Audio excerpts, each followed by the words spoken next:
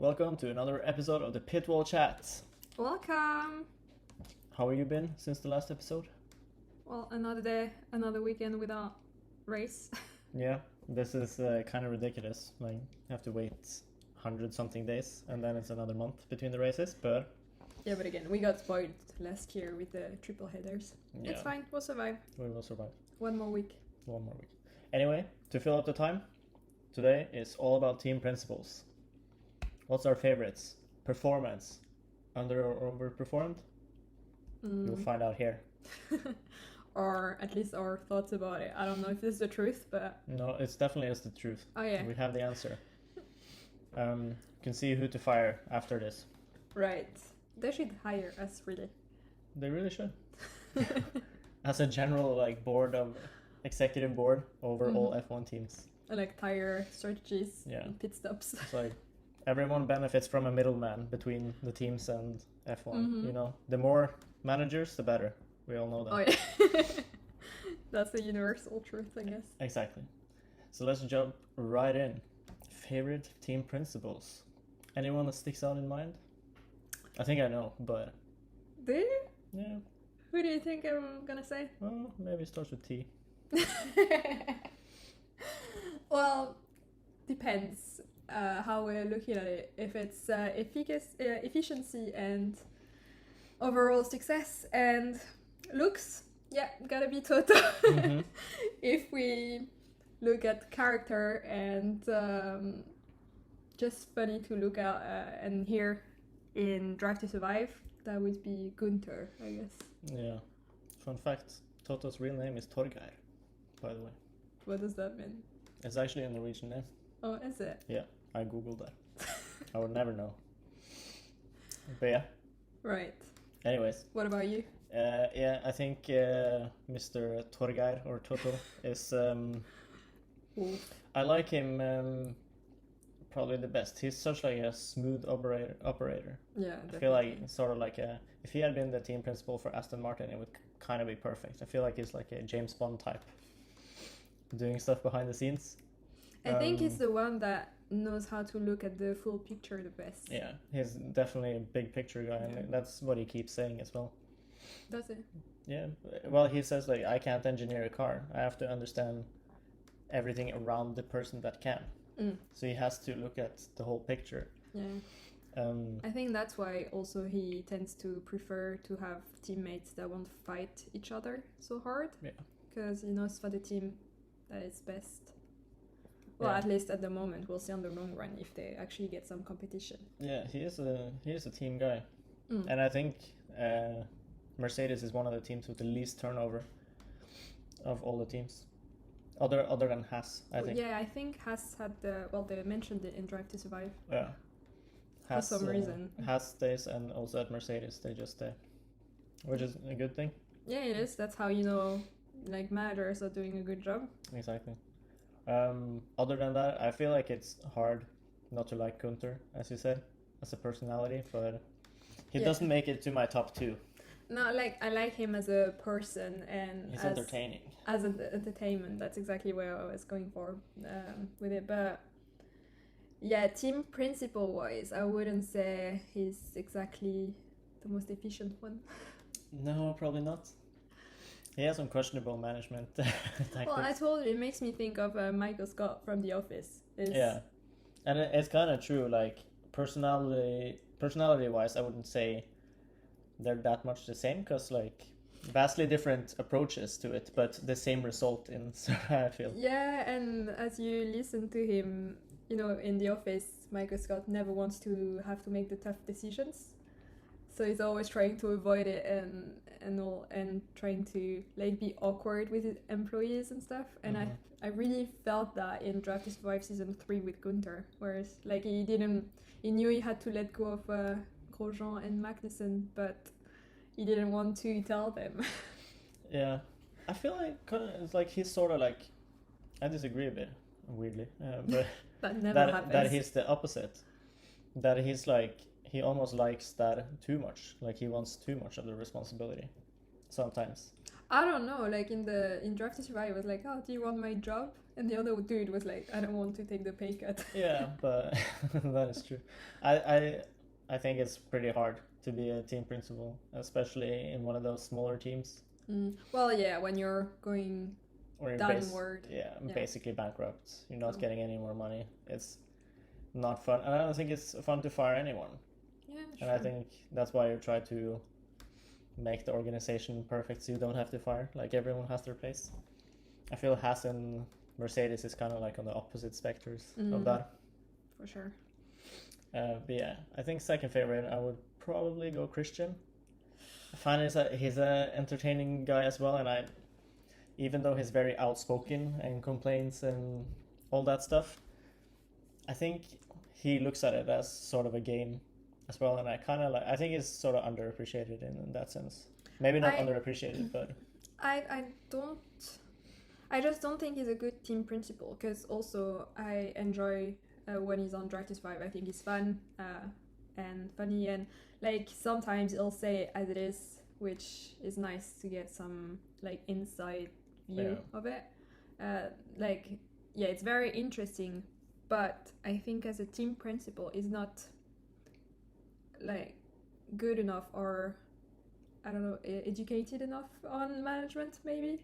Like I can see that Toto is a businessman and a manager, and I think Christian is a bit more, he has more of a narrow vision and is more focused on racing, hence why he's focused on Max and struggles to find a second driver because he wants just two like racing beasts in the cars, whereas Toto knows how to be a good manager, so he'll look at the harmony of it. And do you think that has something to do with the position Red Bull is in, though?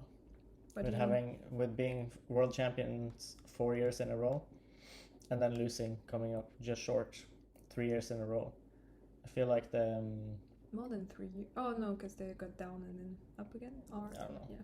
But several years in a row, that they sort of have to be a bit more elbows out. Like, and it's hard to say because Red Bull, I feel like, is very secretive with their environment and stuff like that. But I feel like it can sort of be translated to the position that they're in. That like the harmony that you see at Mercedes is a lot easier to. Yeah, maybe it comes from winning 7 years in a row. Yeah, but also like if he stuck with Gasly maybe a bit longer, like obviously Pierre wasn't doing so hot and like he was demoted for reasons, but at the same time maybe if he was like, okay, he's not doing as well as we were expecting, but maybe we can work on it and give him more time. Like we don't need to have results instantly. Yeah, but I feel like I think everyone that was watching that season was kind of like get Pierre out at the moment. I feel like it's only recently that people have started liking him, because when he was in Red Bull, I don't have the impression that he was very popular, because he was not Ricardo exactly. Yeah, but do you need your drivers to be popular, or like it doesn't matter even No, but it came pretty clear that in the documentary that he was not popular within the team, and he was not popular like the teams or like the fans. I don't think they care about, but I feel like people are now sympathizing with Gasly, but when he was at Red Bull, people weren't. They were like, no, we need something else. Yeah, but I feel like it's the manager's job to make sure the employee is belonging in the team and working well. So it is your responsibility, but it's not. Sometimes it's just not a great fit, though. You can't. Then, like, it's not a one fits all. If you're the person who hires the driver, then like you better know if they're gonna be a good fit or not, and if not, then you hired the wrong person or you didn't help enough. That's a good point. Maybe they shouldn't have hired him in the first place, but I think they were caught a bit off guard with Daniel leaving. Oh yeah. Because they said they were pretty sure that he was gonna sign with them. Like they gave all the money he wanted. All he needed to know was like, well, basically now we know he wants to be a number one in the team, and then he left.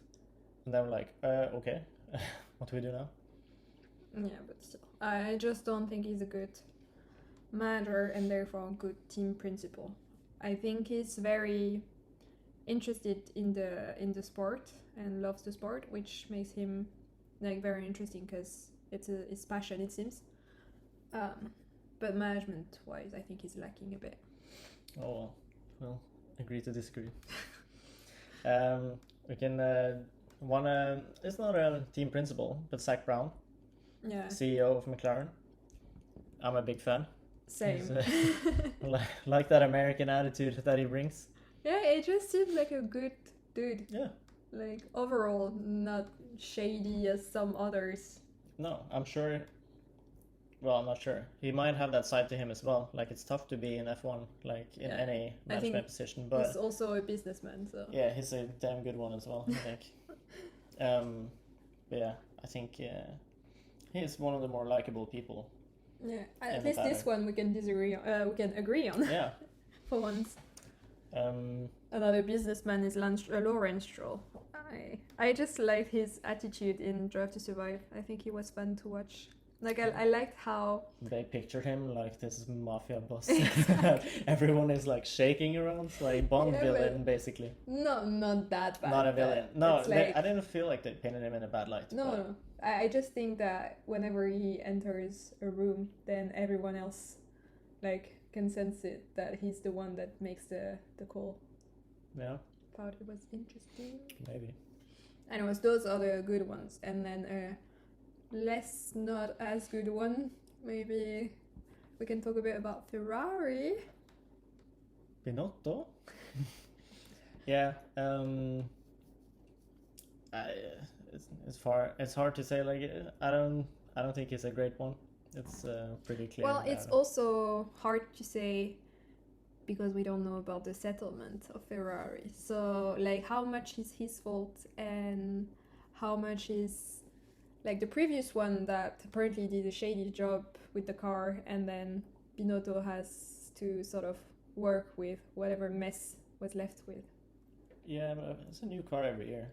Obviously, they build on the progress they're making, but Yeah, but I'm guessing they had to take a step back. probably. But it's hard to say. But he was technical director, and from real life that we live in, it's not always that technical people are the best for those management positions. Well, it depends. Like, it doesn't, because you're technical doesn't mean you can't be a good manager. No, that's not what I'm saying. But well, that's sort of what I'm saying. But what I'm basically saying is that I have seen that it doesn't always work out with technical people in those roles. Yeah, but Because it it's doesn't always more- work out with non-technical people in those Exactly. roles. So. But maybe this is one of the cases where, because he was like chief technology officer, something like that. He was some part of technology Mm-hmm. before at Ferrari, and then has worked his way up. But I'm not sure if he has built that culture really, where the team is just flowing. Well, when you let go of a 4-time world champion during the off season without any, Yeah, that's sort of where I sort of like, well, that's maybe not a great managerial move in terms of morale and stuff, but yeah, but again, maybe he was seeing what others weren't. 'Cause yeah, with Seb, I don't know. Like, still hoping he does well, but we'll see. Maybe he was seeing something. true. We can go over to the more less known side of the paddock. Maybe some of the more underappreciated. I don't know if they're underappreciated. I think they're unknown for a reason. Yeah. Well, I feel like AlphaTauri is unknown just because like they're just not the team that is going to be up there and fight. They are Yeah. the sister team or Yeah, but out of the less known team principles, I think the one of AlphaTauri is the one I would like best out Yeah. of the rest. yeah, probably. Well, Alpine doesn't really like they have one, but Yeah, that's a chaos at the moment. But Alfa Romeo, that guy apparently came and turned the whole thing around as well, so I don't think he's bad. He's just more like a smooth operator in the background. right. Well, smoother operator finished what 7th or 8th. Yeah, I'm not saying that their team is doing good, but apparently it was a lot worse Oh. from then what was it? Exactly.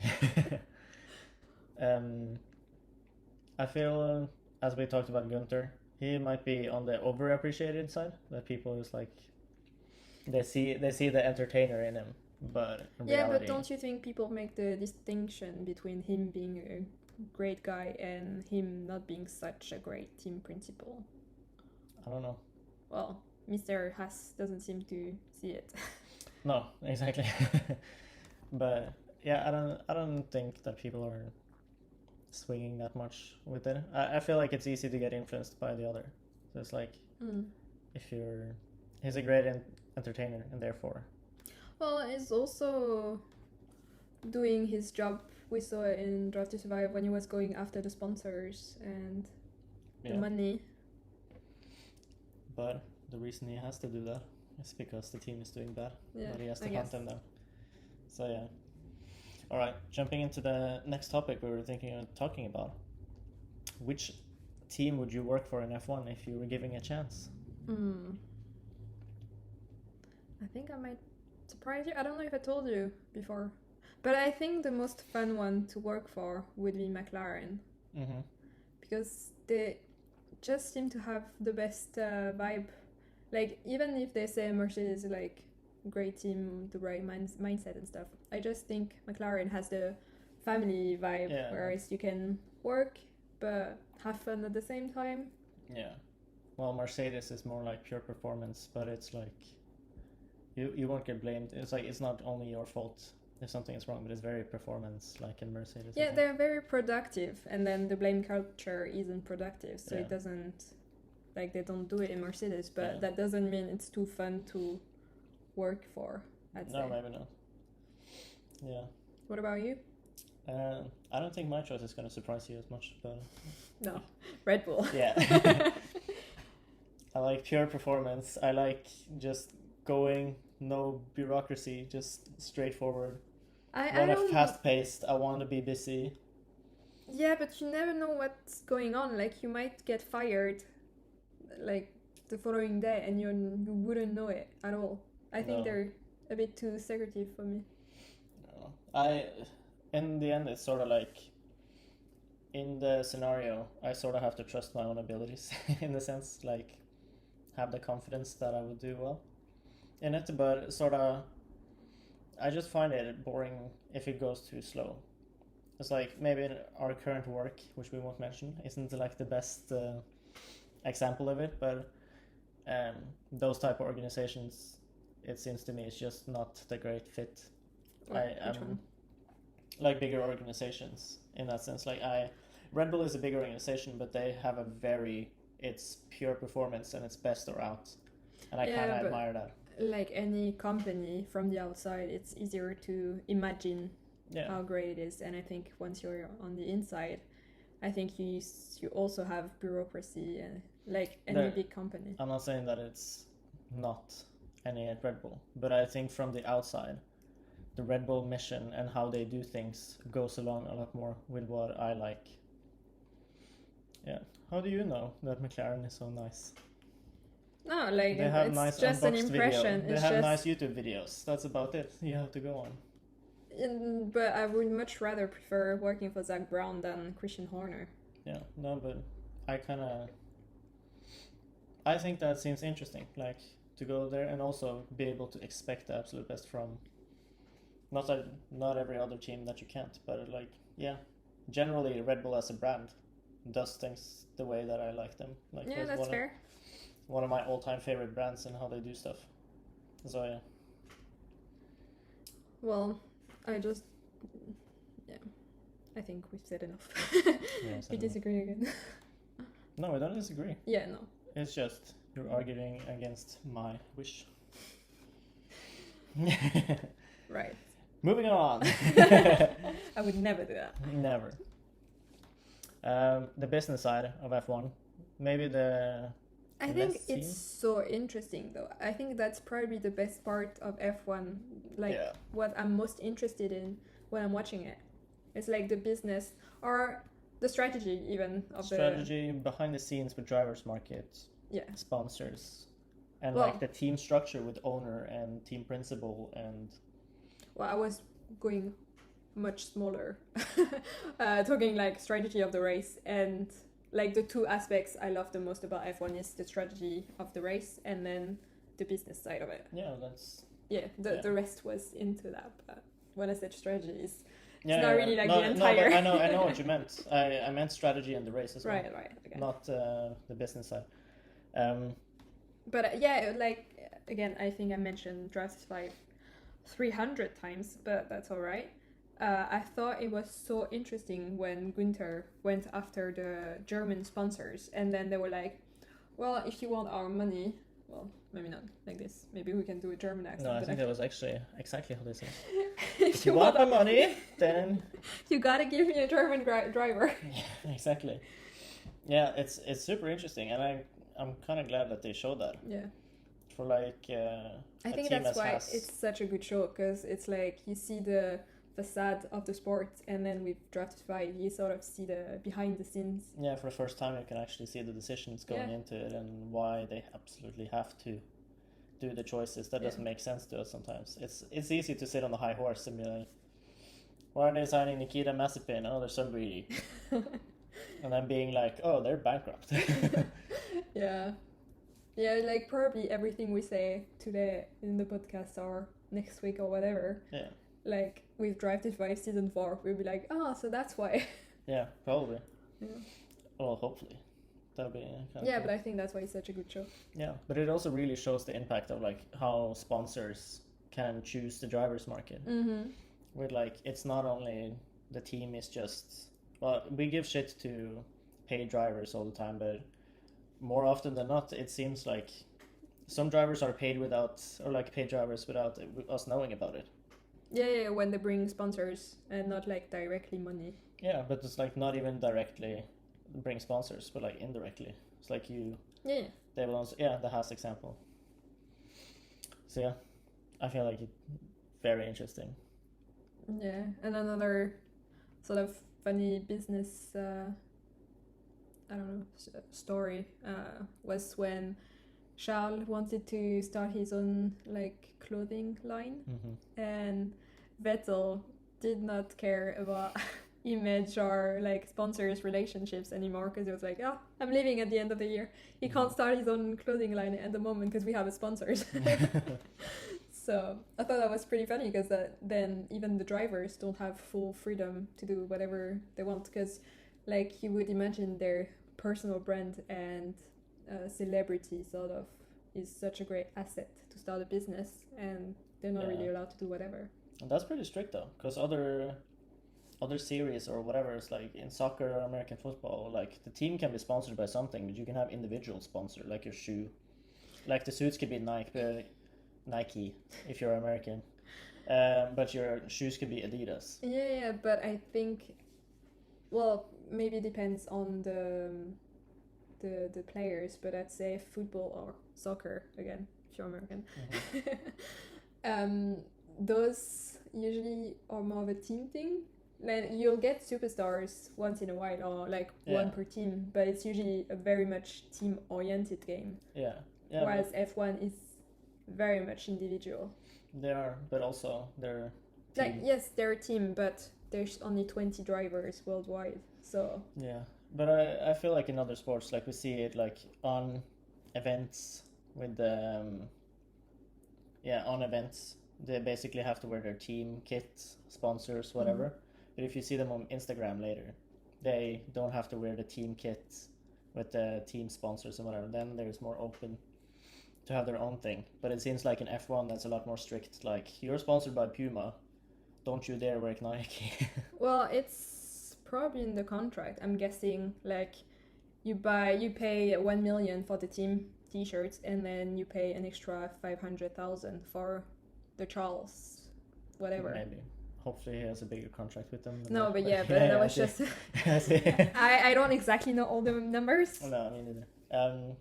No, but maybe they have like extra options on the contract. No, I guess that they do, but... It's just so interesting. It's just from my thing before. I've seen that people have special contracts like within the team or whatever, but have personal stuff outside. Oh, and isn't it funny when like as soon as they exit the car, whenever they finish the race, and you know they take off the helmet and whatever, and then they put on the watch. Yeah. Straight away, all of them. It's insane. It's like taking second off nature for them. So give me my watch. Gotta plug in the product there during the interview.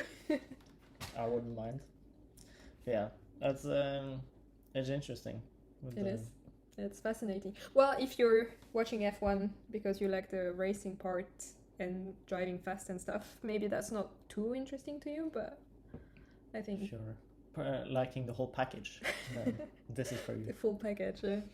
Alright, I think we should call it there for today. Yeah, call it a day. Been a pretty good episode. It's been one of my favorites so far. I think so too, but again, I think it's because we're interested in business to begin with. Yeah, probably. Next week it should be a race. Imola! I'm so curious to see if Max's curse of Italian GPs is gonna be over, or... Hopefully it is. Let's see Sergio up there with him as well. Get a proper fight, Red Bull against Mercedes. And hopefully Seb recovers a bit. I'm sad he's not doing so great. But yes, a lot of hopes and hopefully not too many disappointments. And we'll do a qualifying episode because... Yeah, a quick 10 minutes something. We don't want... Just to update you on what's going on. Yeah, exactly. And then we can focus on the race on Sunday. Anyways, have a great Sunday and see you next week. See you next week. Bye.